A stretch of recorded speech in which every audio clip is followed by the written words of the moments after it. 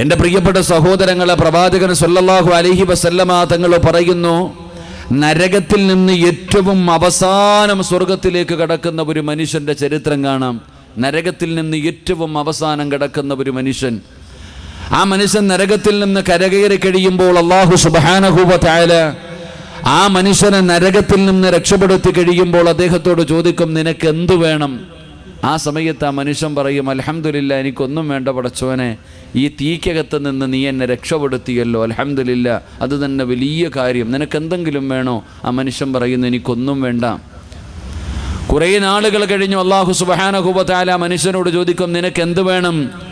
അപ്പം ആ മനുഷ്യൻ പറയുന്നു, പടച്ചവനെ, ആ കാണുന്ന സ്ഥലത്തേക്ക് നീ എന്നെ ഒന്ന് മാറ്റിയിരുത്തിയാൽ എനിക്ക് ആ സ്വർഗമൊന്ന് കാണാമായിരുന്നു, എന്നെ അവിടെ വരെ ഒന്ന് കൊണ്ടിരുത്തുവോ?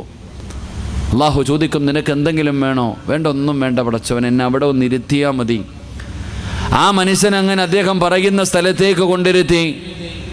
കുറച്ചു നാൾ കഴിയുമ്പോൾ അള്ളാഹു ചോദിക്കുന്നു, നിനക്കിനി എന്തെങ്കിലും വേണോ? ആ മനുഷ്യൻ പറഞ്ഞു, പടച്ചവനെ, ഇവിടെ ഇരുന്ന് നോക്കുമ്പോൾ സ്വർഗം നല്ലതുപോലെ കാണുന്നില്ല. ആ കാണുന്ന മരത്തിൻ്റെ ചുവട്ടിൽ ചെന്ന് കഴിഞ്ഞാൽ സ്വർഗം നല്ലതുപോലെ കാണാം, അതുകൊണ്ട് എന്നെ ഒന്ന് അവിടെ കൊണ്ടിരുത്തുമോ? അങ്ങനെ ആ മനുഷ്യൻ ആ മരത്തിൻ്റെ ചുവട്ടിലേക്കെത്തി. പിന്നെ അല്ലാഹു സുബ്ഹാനഹു വ തആല ചോദിക്കും, ഇനി നിനക്ക് എന്തെങ്കിലും വേണോ? ആ മനുഷ്യൻ പറയുന്നു, പടച്ചവനെ, ആ സ്വർഗത്തിൻ്റെ മുന്നിൽ പോയിരിക്കുകയാണെങ്കിൽ സ്വർഗവാസികൾ സംസാരിക്കുന്നതൊക്കെ കേൾക്കാമല്ലോ, ആ സ്വർഗത്തിൻ്റെ അടുത്ത് പോയിരിക്കാമല്ലോ. അല്ലാഹു ചോദിക്കുന്നു, നിനക്ക് എന്തെങ്കിലും വേണോ? വേണ്ട പടച്ചവൻ, അവിടെ ഇരുത്തിയാൽ മതി. അങ്ങനെ ആ മനുഷ്യൻ സ്വർഗത്തിൻ്റെ മുന്നിലെത്തി. എൻ്റെ പ്രിയപ്പെട്ടവരെ, അവസാനം ആ മനുഷ്യൻ സ്വർഗത്തിലേക്ക് കടക്കാൻ ആഗ്രഹം പറഞ്ഞു. അല്ലാഹു സുബ്ഹാനഹു വ തആല മനുഷ്യനോട് പറയുന്നു, എൻ്റെ പ്രിയപ്പെട്ടവരെ, നരകത്തിൽ നിന്ന് ഏറ്റവും അവസാനം സ്വർഗത്തിൽ കിടക്കുന്ന മനുഷ്യനോട് പറയുകയാ, ദുനിയാവും ആ ദുനിയാവിൻ്റെ 10 ഇരട്ടി വലുപ്പമുള്ള സ്വർഗം ഞാൻ നിനക്ക് തരുന്നു. ഏറ്റവും അവസാനം കിടക്കുന്ന മനുഷ്യൻ, ആ മനുഷ്യനോട് അല്ലാഹു സുബ്ഹാനഹു വ തആല പറയുന്നു, ദുനിയാവും ആ ദുനിയാവിൻ്റെ 10 ഇരട്ടി വലുപ്പമുള്ള സ്വർഗം നിനക്ക് ഞാൻ തരാം. അപ്പോൾ ആ മനുഷ്യൻ പോലും അള്ളാഹുവിനോട് ചോദിക്കുകയാ, പടച്ചവനെ, നീ എന്നെ കളിയാക്കുവാണോ അല്ലാ? നീ എന്നെ കളിയാക്കുകയാണോ അല്ലാ? മനുഷ്യൻ പോലും ചോദിക്കുമെന്ന് ചരിത്രം പറയുമ്പോൾ, എടോ, നരകത്തിൽ നിന്ന് ഏറ്റവും അവസാനം സ്വർഗത്തിൽ കിടക്കുന്ന ഒരു വ്യക്തിക്ക് പോലും, എൻ്റെ പ്രിയപ്പെട്ടവരെ, ഈ ദുനിയാവും ഈ ദുനിയാവിൻ്റെ 10 ഇരട്ടി വലുപ്പമുള്ള സ്വർഗം അല്ലാഹു കൊടുക്കുമെങ്കിൽ, എൻ്റെ പ്രിയപ്പെട്ടവരെ, ആദ്യമായി സ്വർഗത്തിലേക്ക് കടന്നു പോകുന്നവർക്ക് അല്ലാഹു കൊടുക്കുന്ന പ്രതിഫലം എന്താണെന്നൊന്ന് ചിന്തിച്ചു നോക്ക്. അല്ലാഹുവിന്റെ പ്രവാചകൻ സല്ലല്ലാഹു അലൈഹി വസല്ലമ തങ്ങൾ തന്റെ സ്വഹാബത്തിനോട് അവിടുന്ന് സ്വർഗത്തെക്കുറിച്ച് പറഞ്ഞു കൊടുക്കുകയാ. സഹാബികൾ മുഴുവനും അല്ലാഹുവിന്റെ പ്രവാചകന്റെ മുമ്പിൽ അത്ഭുതത്തോടെ ഇങ്ങനെ ഇരിക്കുമ്പോ പ്രവാചകൻ അവിടുന്ന് ചോദിക്കുന്നു, സ്വഹാബാ, സ്വർഗത്തിലേക്ക് എളുപ്പത്തിൽ കടന്നു പോകാൻ കഴിയുന്ന ഒരു നന്മ ഞാൻ പറഞ്ഞു തരട്ടെ? അല്ലാഹുവിന്റെ പ്രവാചകൻ അവിടുന്ന് ചോദിക്കുകയാണ്, പെട്ടെന്ന് സ്വർഗത്തിലേക്ക് കടന്നു പോകാൻ, എളുപ്പത്തിൽ സ്വർഗത്തിലേക്ക് കടന്നു പോകാനുള്ള ഒരു വഴി ഞാൻ നിങ്ങൾക്ക് പറഞ്ഞു തരട്ടെ? അല്ലാഹുവിന്റെ പ്രവാചകൻ സല്ലല്ലാഹു അലൈഹി വസല്ലമ തങ്ങൾ അവിടുന്ന് ചോദിക്കുമ്പോ സ്വഹാബത്ത് പറയുന്നു, ബലാ യാ റസൂലല്ലാഹ്, അല്ലാഹുവിന്റെ നബിയെ, അവിടുന്ന് പറഞ്ഞു തന്നാൽ. അല്ലാഹുവിന്റെ പ്രവാചകൻ അവിടുന്ന് സ്വഹാബത്തിനോട് പറഞ്ഞു കൊടുക്കുകയാണ്, ഈ സദസ്സിലിരിക്കുന്ന എൻ്റെ പ്രിയപ്പെട്ടവര്, സ്വർഗത്തിലേക്ക് കടന്നു പോകാനുള്ള എളുപ്പ വഴിയായി മുത്തുനബി പറഞ്ഞു തന്ന നന്മയതെന്നറിയുമോ? വയല് കഴിഞ്ഞ് ഇവിടുന്ന് നിങ്ങൾ നിങ്ങളുടെ വീട്ടിലേക്ക് തിരിച്ചു പോകുമല്ലോ, റോഡിലൂടെ നടന്നു പോകുമല്ലോ. ആ പോകുന്ന വഴിയിൽ പടച്ചവനെ, റോഡിലൊരു കല്ല് കിടക്കുകയാണ്, ഒരു കമ്പ് കിടക്കുകയാണ്, ഒരു കുപ്പിച്ചില്ല് കിടക്കുകയാണ്. നടന്നു പോകുന്ന ജനങ്ങൾക്ക് ഉപദ്രവമായി അതാ വഴിയിൽ കിടക്കുന്ന ഒരു കല്ലുണ്ടല്ലോ, ഒരു ചെറിയ കമ്പുണ്ടല്ലോ, അത് നീ എടുത്തു മാറ്റിക്കൊടുത്താ നീ സ്വർഗത്തിലേക്ക് പെട്ടെന്ന് കടന്നു പോകുമെന്ന് നബി മുഹമ്മദ് മുസ്തഫ സല്ലല്ലാഹു അലൈഹി വസല്ലമ തങ്ങൾ പറയുന്ന, വഴിയിൽ കിടക്കുന്ന ജനങ്ങൾക്ക് ഉപദ്രവമായിട്ടുള്ള വസ്തുക്കളും എടുത്തു മാറ്റിക്കഴിഞ്ഞാൽ നിനക്ക് എളുപ്പത്തിൽ സ്വർഗത്തിലേക്ക് കടന്നു പോകാം. അല്ലാഹുവിന്റെ പ്രവാചകൻ അവിടുന്ന് പറഞ്ഞു കൊടുക്കുമ്പോ രണ്ടാമതായിട്ട് അല്ലാഹുവിന്റെ റസൂൽ ചോദിക്കുന്ന, സ്വഹാബാ, നരകത്തിലേക്ക് പെട്ടെന്ന് വീണു പോകുന്ന ഒരു കാര്യം ഞാൻ നിങ്ങൾക്ക് പറഞ്ഞു തരട്ടെയോ? അള്ളാഹുവിന്റെ പ്രവാചകൻ അവിടെന്ന് ചോദിക്കുമ്പോ സഹാബത്ത് മിണ്ടാതിരിക്കുകയാണ്. പടച്ചവനെ, നരകത്തിലേക്ക് പോകുന്ന ഒരു വഴിയാണല്ലോ, എളുപ്പത്തിൽ നരകത്തിലേക്ക് വീണു പോകുന്ന ഒരു പാപമാണല്ലോ. അള്ളാഹുവിന്റെ പ്രവാചകന് രണ്ടാമതും ചോദിക്കുമ്പോ സഹാബത്ത് പറയുന്നു, യാ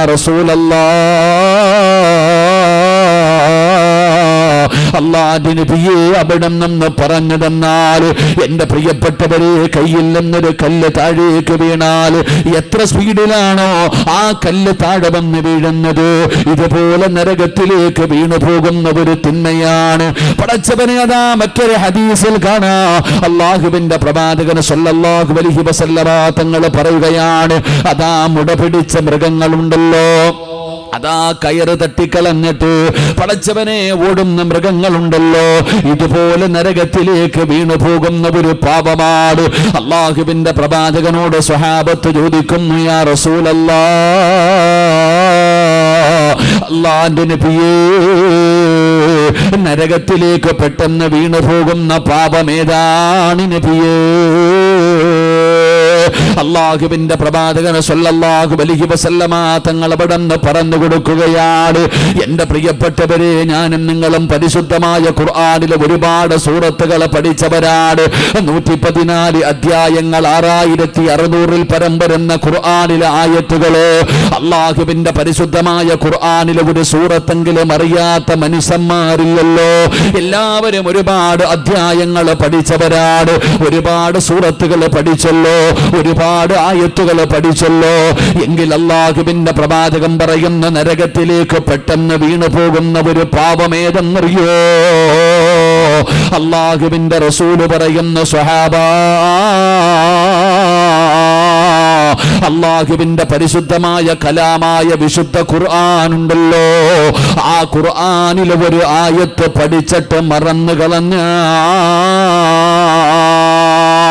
അള്ളാഹുവിന്റെ വിശുദ്ധമായ ഖുർആനിൽ ഒരൊറ്റ ആയത്ത്, ഒരധ്യായമല്ലടോ, 6600 പരം വരുന്ന ഖുർആനിലെ ആയത്തുകളുണ്ടല്ലോ, ആ ആയത്തുകളിൽ ഏതെങ്കിലും ഒരെണ്ണം നീ കാണാതെ പഠിച്ചിട്ട് മറന്നു കളഞ്ഞ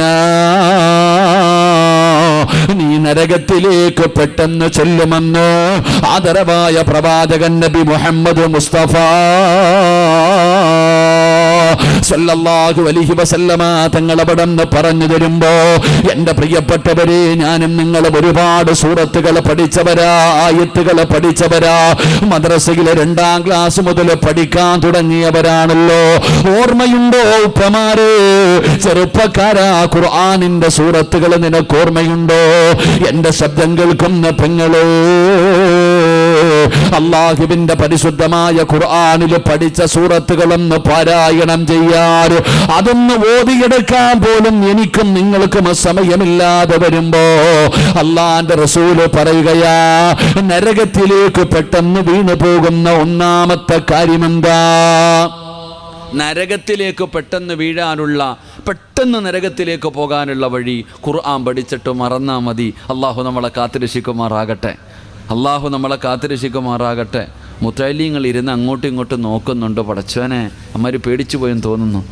മുത്തഅല്ലിങ്ങൾ ഖുർആൻ പഠിക്കുന്ന, ഹാഫിളീങ്ങൾ ഹിഫ്ള് പഠിക്കുന്ന ഒരുപാട് മക്കളുണ്ട്. എടാ മക്കളെ, നിങ്ങൾ പേടിക്കൊന്നും വേണ്ടട്ടാ, നിങ്ങൾ പഠിച്ചോ ധൈര്യമായിട്ട്. അള്ളാഹു നമ്മുടെ മക്കളെയൊക്കെ ഹാഫിളീങ്ങളും ആലിമീങ്ങളും അള്ളാഹു ആക്കി തരുമാറാകട്ടെ. നമ്മളെ മറക്കും, നിങ്ങൾ പേടിക്കൊന്നും വേണ്ട. അവന്മാർ പരസ്പരം നോക്കിയിരുന്ന് ചിരിക്കുക, പടച്ചവനെ ഹിഫ്ള് പഠിക്കണോ വേണ്ടയോന്ന്, ഹിഫ്ള് പഠിക്കണോ വേണ്ടയോന്ന്. എടാ അതൊക്കെ വേറെ. കാരണം നിങ്ങൾ മനസ്സിലാക്കേണ്ടെന്നറിയോ, നിങ്ങളുടെ വീട്ടിൽ നീയല്ലാതെ വേറെയും മക്കളില്ലേ? നിങ്ങളുടെ കുടുംബത്തിൽ എത്രയോ കുട്ടികളുണ്ട്. ജ്യേഷ്ഠനും അനുജനുമുണ്ട്, അനുജത്തിയുണ്ട്, ജ്യേഷ്ഠൻ്റെ മക്കൾ, അനുജൻ്റെ മക്കൾ, ഇങ്ങനെ ഒരുപാട് കുട്ടികൾ നിങ്ങളുടെ വീട്ടിലില്ലേ? എന്നിട്ട് അള്ളാഹു നിങ്ങളെ മാത്രമല്ലേ തിരഞ്ഞെടുത്തുള്ളൂ? അത് മനസ്സിലാക്കുക. അതിനൊരു യോഗ്യത വേണ്ടേ? ഖുർആൻ പഠിക്കാനൊരു അർഹത വേണ്ടേ മോനെ? അത് അള്ളാഹു നിന്നെ തിരഞ്ഞെടുത്തതല്ലേ. അള്ളാഹ് ഇഷ്ടപ്പെടുന്നവർക്കല്ലേ അത് കൊടുക്കൂ. അള്ളാഹു ഇഷ്ടപ്പെടുന്നവർക്കല്ലേ ഖുർആൻ പഠിക്കാനുള്ള അവസരം കൊടുക്കൂ. എല്ലാവർക്കും കിട്ടൂല, എല്ലാവർക്കും അത് പഠിക്കാൻ കഴിയില്ല. കാരണം ഇൽമ അങ്ങനെ, കാലൽ ഇൽമു നൂറുല്ലാഹി ഹഖ്ഖുൻ നൂറുല്ലാഹി ലാ യുഅ്താ ലിയാസി, മഹാനവറുകൾ അവിടെ നിന്ന് പഠിപ്പിക്കുന്നല്ലോ. അതുകൊണ്ട് അതിനെക്കുറിച്ച് പേടിക്കൊന്നും വേണ്ട, നിങ്ങൾ സൂക്ഷിച്ച് നടന്നാൽ മതി. അള്ളാഹു നമുക്ക് ഈമാൻ നൽകുമാറാകട്ടെ. അള്ളാഹു ഈമാൻ നൽകുമാറാകട്ടെ. ദുആ ചെയ്തിട്ട് നിങ്ങൾ ചിന്തിക്കേണ്ടത് എന്താ? നിൻ്റെ വാപ്പാടെ കൂടെ ഒരു ശൈത്താനേ ഉള്ളൂ, നിൻ്റെ കൂടെ 10 എണ്ണം ഉണ്ട്, അത് ഓർത്താൽ മതി.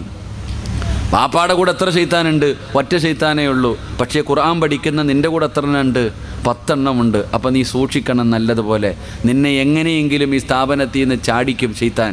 വീട്ടിൽ കൊണ്ടുപോകും. മൊബൈൽ വേണം, കളിക്കണം, ഗെയിം കളിക്കുക, അത് കളിക്കാൻ, TV കാണാൻ, കറങ്ങാം, മുടി വളർത്താം, കീറിയ പാൻറ്റിട എന്നൊക്കെ പറഞ്ഞിട്ട് ശൈത്താൻ ഇങ്ങനെ പലതും നോക്കും. ഉസ്താദ് അടിക്കും, ബഹളം വെക്കും. അതൊന്നും കാര്യമാക്കണ്ട. കഷ്ടപ്പെട്ട് പഠിച്ചാൽ അൽഹംദുലില്ലാ അള്ളാഹു നിങ്ങൾക്ക് ഇസ്സത്ത് നൽകും. അള്ളാഹു നമുക്ക് ഈമാൻ നൽകുമാറാകട്ടെ.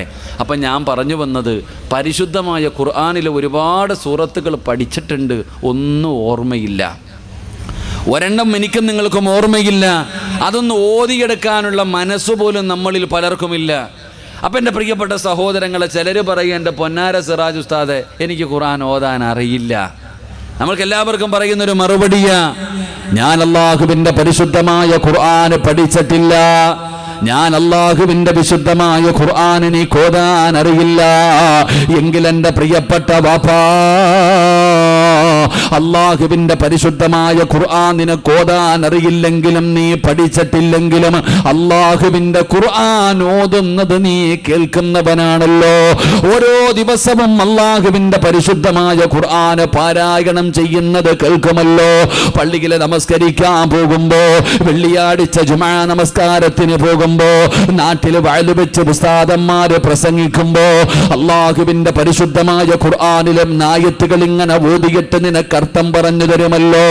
മരണത്തെക്കുറിച്ച്, ഖബറിനെ കുറിച്ച്, നരകത്തെക്കുറിച്ച്, പരലോകത്തെക്കുറിച്ച്, മീസാനിനെ കുറിച്ച്, സിറാത്തിനെ കുറിച്ച്, ആ നരകത്തിന്റെ തട്ടുകളെ കുറിച്ച്, നരകത്തിന്റെ ശിക്ഷകളെ കുറിച്ച് അല്ലാഹുവിന്റെ വിശുദ്ധമായ ഖുർആനിലെ ആയത്ത് ഓതിയിട്ട് ഉസ്താദന്മാരിങ്ങനെ പറഞ്ഞു തരുന്നത് കേൾക്കുന്നവരാണല്ലോ.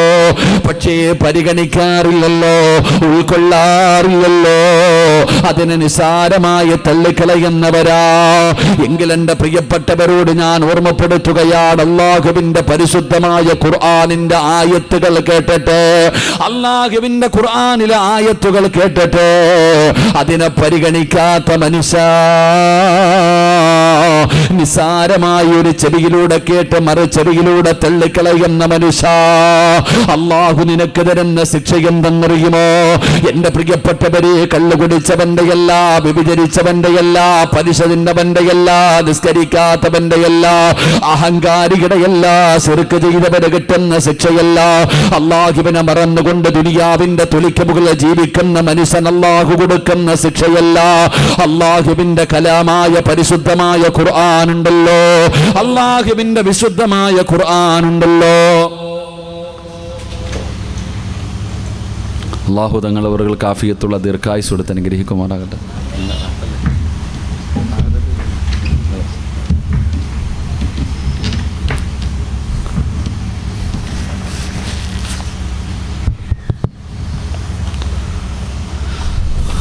തങ്ങന്മാരെയൊക്കെ ഇരുത്തിയിട്ട് വഴല് പറയാമെന്ന് വെച്ചാൽ വലിയ പാടുള്ള കാര്യമാണ്.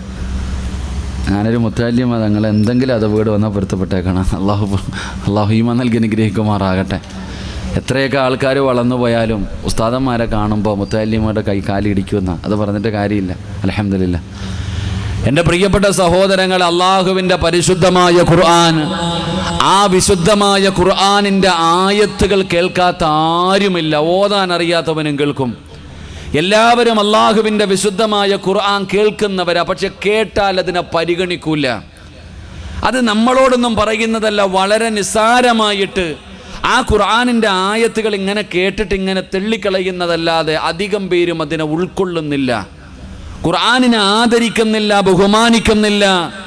അതിന് നൽകേണ്ട സ്ഥാനം നമ്മളിൽ പലരും നൽകാതെ വരുമ്പോൾ ആ ഖുർആനിന്റെ മഹത്വം എന്താണ്, അതിന്റെ ശ്രേഷ്ഠത എന്താണ്, നമ്മളിൽ പലരും അവിടെ നിന്ന് പരിഗണിക്കാതെ വരുമ്പോ, എന്റെ പ്രിയപ്പെട്ടവരെ, ഉളുവില്ലാതെ തുടർന്നവരുണ്ടല്ലോ, ആ ഖുർആനിനെ പരിഗണിക്കാത്തവരുണ്ടല്ലോ, ആയത്തുകൾ കേട്ടിട്ട് വളരെ നിസാരമായതിനെ തള്ളിക്കളയുന്നവരുണ്ടല്ലോ. നമുക്ക് അല്ലാഹുവിന്റെ പരിശുദ്ധമായ ഖുർആനിന്റെ മഹത്വം നമ്മളിൽ പലർക്കും ഇതുവരെ തിരിഞ്ഞിട്ടില്ലല്ലോ. ലൗ അൻസൽനാ ഹാദൽ ഖുർആന അലാ ജബലിൻ ലറഅയ്തഹു ഖാശിഅൻ മുതസദ്ദിയൻ മിൻ ഖസിയത്തില്ലാഹ്.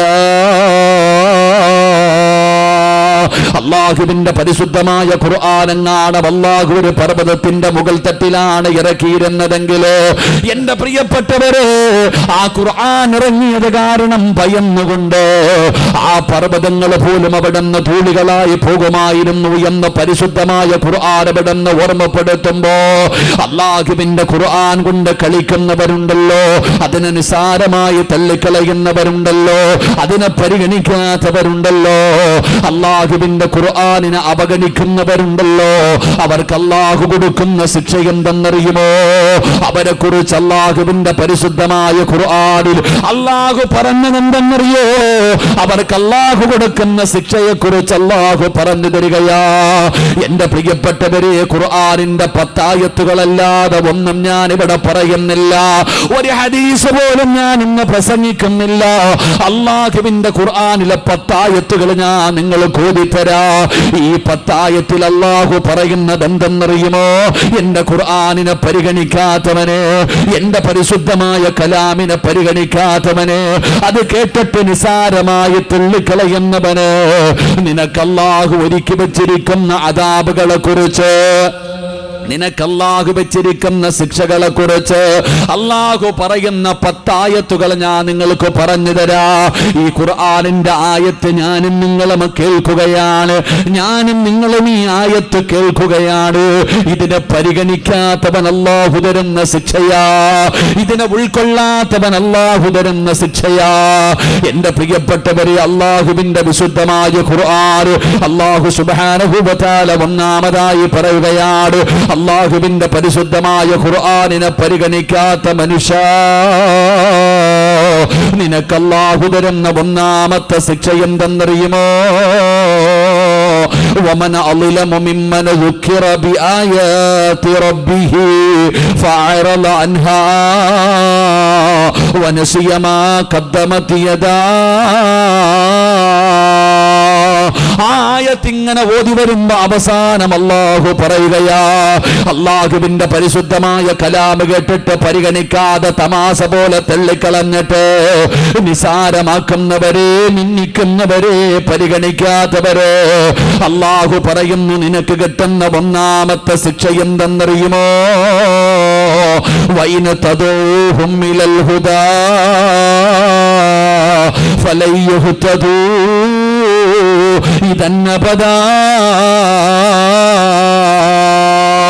അല്ലാഹുവിന്റെ പരിശുദ്ധമായ ഖുർആനിൽ അല്ലാഹു പറയുകയാ, ഒന്നാമത്തെ ശിക്ഷ എന്തെന്നറിയുമോ? വൈന തദൂഹും ഇലൽ ഹുദാ ഫലൻ യഹ്തദൂ ഇദന്നബദാ. പേടിക്കണം ഉപ്പമാര്, പേടിക്കണം മുസ്ലിമേ. അല്ലാഹുവിന്റെ വിശുദ്ധമായ ഖുർആൻ എവിടെന്ന് പറയുകയാ, അല്ലാഹു തരുന്ന ഒന്നാമത്തെ ശിക്ഷ എന്തെന്നറിയുമോ? പടച്ചവനെ, നമ്മളുടെ വീടുകളിലെ പലരുടെയും വീട്ടിലെ പ്രായം ചെന്ന 50 കഴിഞ്ഞ 60 കഴിഞ്ഞ വാപ്പമാരുണ്ടല്ലോ, മുടിയൊക്കെ നരച്ചുപോയ, ഒരുപാട് രോഗങ്ങൾ പിടിച്ച, മരണമെടുത്തിരിക്കുന്ന പ്രിയപ്പെട്ട പിതാവുണ്ടല്ലോ. ആ പിതാവ് നിസ്കരിക്കാതെ, നോമ്പ് പിടിക്കാതെ, ഖുർആൻ ഓതാതെ അല്ലാഹുവിനെ മറന്നുകൊണ്ട് നടക്കുമ്പോ മക്കൾ ഉസ്താദന്മാരുടെയും തങ്ങളുമാരുടെ അടുത്ത് വന്നിട്ട് പറയുന്നു, തങ്ങളെ എന്റെ ഉപ്പാന് വേണ്ടിയൊന്ന് ദുആ ചെയ്യണേ, എന്റെ വാപ്പ നന്നാകുന്നില്ല, 50ഉം 60ഉം വയസ്സായിട്ട് എന്റെ വാപ്പയുടെ സ്വഭാവത്തിൽ ഒരു മാറ്റവുമില്ല, ഒരു വഖ്ത് പോലും നിസ്കരിക്കുന്നില്ല, എന്റെ വാപ്പ ഖുർആൻ ഓതുന്നില്ല, എന്റെ ഉപ്പയൊന്ന് നന്നാകാ ദുആ ചെയ്യണേ, എന്റെ വാപ്പയുടെ കള്ളുകുടി മാറാ, പെണ്ണുപിടി മാറാ, എന്റെ ഉപ്പാന്റെ ദുസ്വഭാവങ്ങളൊന്നും മാറി നന്നാകാൻ ദുആ ചെയ്യണേ എന്ന് തങ്ങളോട് പറയുന്നവരുണ്ടല്ലോ. പടച്ചവനെ, മക്കള് പറയുന്നു, അല്ലാഹുവേ, മുടി മുഴുവനും നരച്ചുപോയ 50ഉം 55ഉം 60ഉം വയസ്സുള്ള ഉമ്മമാരുണ്ടല്ലോ. പടച്ചവനെ, മഗ്രിബ് നമസ്കാരം കഴിഞ്ഞാ പടച്ചവനെ, നിസ്കാരപ്പായിലിരുന്ന് ദിക്ർ പറയേണ്ട സമയമാണല്ലോ. സൂറത്തുൽ വാഖിഅയും സജദയും മുൽക്കും തബാറക മുൽക്കും അതുപോലെ റഹ്മാനും യാസീനുമെല്ലാം പാരായണം ചെയ്യേണ്ട സമയമാണ്. മഗ്രിബിന്റെ ഇശാഇന്റെ ഇടയിലുള്ള സമയം. ആ പുണ്യമായ സമയത്ത് പ്രായം ചെന്ന ഉമ്മ TV കണ്ടിട്ട്, സീരിയൽ കണ്ടിട്ട് കരയുകയാ. മക്കൾ പോലും അവിടെ അത്ഭുതപ്പെടുന്നു, എന്റെ ഉമ്മ നന്നാകുന്നില്ലല്ലോ. പടച്ചവനെ, നന്നാകാ ദുആ ചെയ്യണമെന്ന് എന്ന് പറയുന്നവരുണ്ടല്ലോ. എന്തുകൊണ്ടാണ് നിന്റെ ഉമ്മ നന്നാകാത്തത്, നിന്റെ വാപ്പ നന്നാകാത്തത്? അതിന്റെ കാരണം എന്തെന്നറിയുമോ? അല്ലാഹുവിന്റെ പരിശുദ്ധമായ ഖുർആൻ എവിടെന്ന് പറയുകയാ. പെട്ടെന്ന് മനസ്സിലാകുന്ന ഒരു കഥ പറഞ്ഞു തരാ. 18-19 വയസ്സുള്ള പെൺകുട്ടി അമുസ്ലിമായ ഒരു ചെറുപ്പക്കാരനുമായി പ്രണയമാവുകയാണ്. അവിടെ നിന്ന് ഒളിച്ചോടുകയാണ്. അവസാനം എവിടെ നിന്നെങ്കിലും പിടിച്ചുകൊണ്ട് വീട്ടിലേക്ക് കടന്നു വരുമല്ലോ. 18 കൊല്ലം പൂറ്റി വളർത്തിയ പൊന്നുമോളെ വീട്ടിലേക്ക് കൊണ്ടുവന്നിട്ട് വാപ്പയും ഉമ്മയും തല്ലുമല്ലോ. ഭീഷണിപ്പെടുത്തി നോക്കി, തല്ലി നോക്കി, സ്നേഹിച്ചു നോക്കി, ഉപദേശിച്ചു നോക്കി, അവരുടെ മുന്നിൽ കിടന്ന് നിലവിളിച്ചു നോക്കി. മക്കളെ അല്ലാഹനെ മറന്നിട്ട് പോകല്ലേ. 9.5 മാസക്കാലം ഗർഭം ചുമന്ന് മരണവേദനയുടെ വേദനയിൽ നിന്ന് പ്രസവിച്ച തന്റെ പ്രിയപ്പെട്ട പെറ്റുമ്മ 18 വയസ്സുകാരിയുടെ കാലിൽ പിടിച്ച് കരഞ്ഞുകൊണ്ട് പറയുകയാ, നീ പോയാ ജീവിച്ചിരിക്കില്ല മോളെ, ഇനി മരിക്കലല്ലാതെ മറ്റൊരു വഴിയുമില്ല. വാപ്പ തന്റെ പൊന്നാര മകളുടെ കയ്യിൽ പിടിച്ചിട്ട് കരയുന്നു മോളെ. നാട്ടുകാരുടെ മുന്നിൽ നാണം കെടുത്തല്ലേ, അല്ലാഹുവിന്റെ ദീനിനെ മോശമാക്കല്ലേ. അതാ തന്റെ വാപ്പയും ഉമ്മയും തന്റെ പൊന്നാര മകളുടെ കയ്യിൽ കിടന്ന് കാലിൽ കിടന്ന് കരയുകയാ. പരിഗണിക്കുന്നില്ലല്ലോ. കുടുംബക്കാരും ഒന്ന് ഉപദേശിക്കുമല്ലോ, കൂട്ടുകാരും ഒന്ന് ഉപദേശിക്കുമല്ലോ, പള്ളിയിലെ ഖതീബ് ഉപദേശിക്കുമല്ലോ. ആരൊക്കെ ഉപദേശിച്ചിട്ടും അവസാന കോടതിയിൽ ചെല്ലുമ്പോ 18 വയസ്സുകാരി പറയുകയാ, എന്റെ മാതാപിതാക്കളെ എനിക്ക് വേണ്ട, എനിക്കെന്റെ സ്നേഹിക്കുന്ന എന്റെ കാമുകനെ മതി എന്ന് പറഞ്ഞ് കണ്ടവന്റെ കൂടെ പോകാനുള്ള കാരണം എന്തെന്നറിയോ? അല്ലാഹുവിന്റെ ഖുർആൻ പറയുകയാ, അല്ലാഹുവിന്റെ ഖുർആൻ പറയുകയാ. എൻ്റെ പ്രിയപ്പെട്ട സഹോദരങ്ങളെ, നമ്മൾ തന്നെ ചോദിക്കുമല്ലോ, എടോ നമ്മുടെ കുടുംബത്തിലും നമ്മുടെ വീട്ടിലും നമ്മുടെ നാട്ടിലും 50, 60, 65, 70 വയസ്സായിട്ട് നന്നാകാത്ത എത്രയോ വാപ്പമാരെ നമുക്ക് കാണാം. എത്രയോ ഉമ്മമാര് മഗ്രിബ് കഴിഞ്ഞാൽ ഇപ്പോഴും ടി വിയുടെ ഫ്രണ്ടിലിരുന്ന് സീരിയൽ കണ്ടിട്ട് കരയുകയാ. ഇന്ന് വരെ ഖുർആൻ ഓതിയിട്ടോ ഖബറിനെ കുറിച്ച് പറയുന്നത് കേട്ടിട്ടോ കരഞ്ഞിട്ടില്ല. ഒരു മയ്യത്ത് സ്വന്തം ഉമ്മ മരിച്ചപ്പോൾ പോലും കരയാത്തവർ. എൻ്റെ പ്രിയപ്പെട്ട സഹോദരങ്ങൾ, ഒളിച്ചോടിപ്പോയ പെൺകുട്ടിയെ കുറച്ചു ദിവസത്തേക്ക് വീട്ടിലേക്ക് വിളിച്ചു കൊണ്ടുവന്നിട്ട് എല്ലാവരും ഉപദേശിക്കുന്നു. ഉമ്മ കരയുന്നു, വാപ്പ കരയുന്നു, അടിച്ചു നോക്കി, ഉപദേശിച്ചു നോക്കി, സ്നേഹിച്ചു നോക്കി. ആരെല്ലാം പറഞ്ഞിട്ടും ആ പെൺകുട്ടിയുടെ തീരുമാനത്തിലൊരു മാറ്റമില്ല. എന്തേ അതിൻ്റെ കാരണം? അള്ളാഹു നമുക്ക് പഠിക്കാൻ ഭാഗ്യം നൽകുമാറാകട്ടെ. അള്ളാഹു പഠിക്കാൻ ഭാഗ്യം നൽകുമാറാകട്ടെ. ഇത് പള്ളിപ്പറമ്പിൽ സലാം പറഞ്ഞതുപോലെയുണ്ട്. ഖബറാളികൾ വരെ സലാം അടക്കുന്ന നിങ്ങളെന്താ ഇങ്ങനെ ഇരിക്കണേ? അള്ളാഹു ഈമാൻ നൽകുമാറാകട്ടെ. അള്ളാഹു ഈമാൻ നൽകുമാറാകട്ടെ. കുറച്ചുകൂടെ മനസ്സിലാകണമെങ്കിൽ റമളാനിൻ്റെ 1-ാമത്തെ ദിവസം തന്നെ സർവ്വ ഇബിലീസുകളെയും മലക്കുകൾ പിടിച്ച് ചങ്ങലക്കിടുമെന്ന് നബിയിന റസൂലുള്ളാഹി സ്വല്ലല്ലാഹു അലൈഹി വസല്ലമ തങ്ങൾ പറയുന്നു. റമളാനിൻ്റെ 1-ാമത്തെ ദിവസം തന്നെ എല്ലാ ഇബിലീസുകളെയും ശൈത്താന്മാരെയും പിടിച്ച് ചങ്ങലക്കിടൂലേ? ഇടുവോ ഇല്ലേ? നിങ്ങളെന്താ അപ്പം എൻ്റെ മുഖത്ത് നോക്കണേ? ഇടുവോ ഇല്ലേ? ഇടും. എല്ലാവരും ഒന്ന് എഴുന്നേറ്റേ. മുത്തല്ലിങ്ങളൊക്കെ ഇരിക്കട, നിങ്ങളിരുന്ന മക്കളെ ഒന്ന് എഴുന്നേറ്റ്. എല്ലാവരും ആണുങ്ങളൊക്കെ ഒന്ന് എഴുന്നേറ്റ്. നിങ്ങളെൻ്റെ മുഖത്ത് നോക്കുന്നത് കാണുമ്പോൾ പൈസ മേടിച്ചിട്ട് മുങ്ങി നടന്ന ഒരു ചങ്ങാതിയെ തിരിച്ചു കിട്ടിയ ഒരു പ്രതീതി. അങ്ങനെ എൻ്റെ മുഖത്തേക്ക് ഇങ്ങനെ നോക്കിയിരിക്കണേ. ഒരു 3 സലാത്ത് പറഞ്ഞ് ആദ്യം നമ്മുടെ ശരീരത്ത് കൂടിയിരിക്കണേ. ശൈത്താൻ പോട്ടെ, പറ സ്വല്ലല്ലാഹു അലാ മുഹമ്മദ്, സ്വല്ലല്ലാഹു അലാ മുഹമ്മദ്, സ്വല്ലല്ലാഹു അലൈഹി വസല്ലം, അല്ലാഹുമ്മ സ്വല്ലി അലാ മുഹമ്മദ്, യാ റബ്ബി സ്വല്ലി അലൈഹി വസല്ലം. അള്ളാഹു സ്വീകരിക്കുമാറാകട്ടെ. ആമീൻ പറ. അള്ളാഹു സ്വീകരിക്കുമാറാകട്ടെ. അള്ളാഹുവേ, ഈ സ്വലാത്ത് പറഞ്ഞ ഞങ്ങളെ മരിക്കുന്നതിന് മുമ്പ് ഒരിക്കലെങ്കിലും അഷ്റഫുൽ ഖൽഖ് നബി മുഹമ്മദ് മുസ്തഫ സ്വല്ലല്ലാഹു അലൈഹി വസല്ലമ തങ്ങളുടെ റൗളാ ഷരീഫ് ഒന്ന് സിയാറത്ത് ചെയ്യാനുള്ള ഭാഗ്യം ഞങ്ങൾക്ക് നൽകണേ പടച്ചോനെ. അള്ളാഹുവേ, ഞങ്ങളുടെ ആക്കിബത്ത് നീ നന്നാക്കണേ തമ്പുരാനെ.